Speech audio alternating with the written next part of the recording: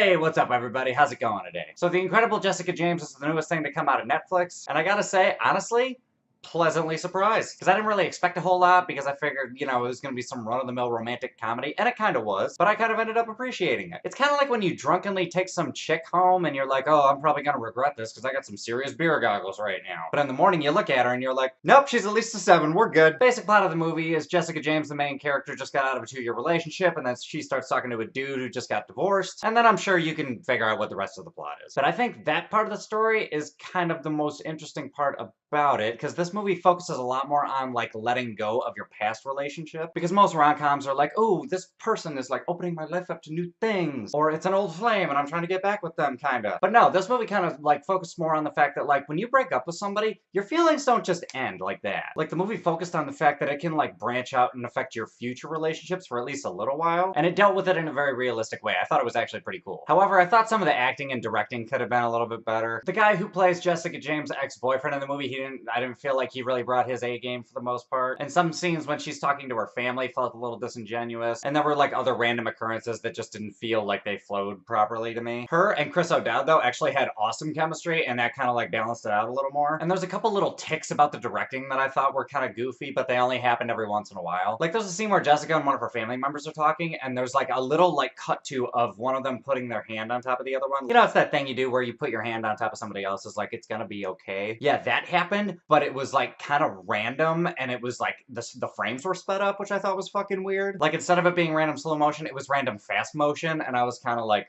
okay, where did that come from? There's a couple things like that, but one of them that I thought was kind of fucking hilarious was they made a death metal song, like, in the background, but it was during, like, one of those uncomfortable family moments, so, like, I feel like that was trying to, like, portray her mood or something. That one I was okay with, despite the fact that it felt super fucking out of place. But yeah, as far as the comedy goes, like, I articulated laughter several times throughout the movie. It didn't hit every single time, like, there was a couple where I was just kind of like, oh, that might have been good for a chuckle. Or some of the other times I just didn't laugh at all, like, nice try, but nah. But I'd say overall, the movie, it wasn't a bad effort. Like, I found myself enjoying it, and if somebody asked me, hey, is this movie any good? I'd be like, yeah, give it a shot. So based on all that, I think I'm gonna give it a straight 7.0 out of 10. Not anything special, it's a little paint by numbers, but it is good for a laugh, and I think it tackled some, like, newer issues of, like, social media and dealing with exes and letting go of them. I thought it did that pretty well. But overall, it's, like, this movie didn't do anything that pissed me off, so the movie's super harmless, so if you're perusing through Netflix, fuck it, why not? But anyway, guys, those are my thoughts. What are your thoughts? Have you seen this movie yet? Hop in the comments, let me know what's up. Other than that, if you like this review, give me a like, subscribe, do all that other bullshit, and I will catch you guys later.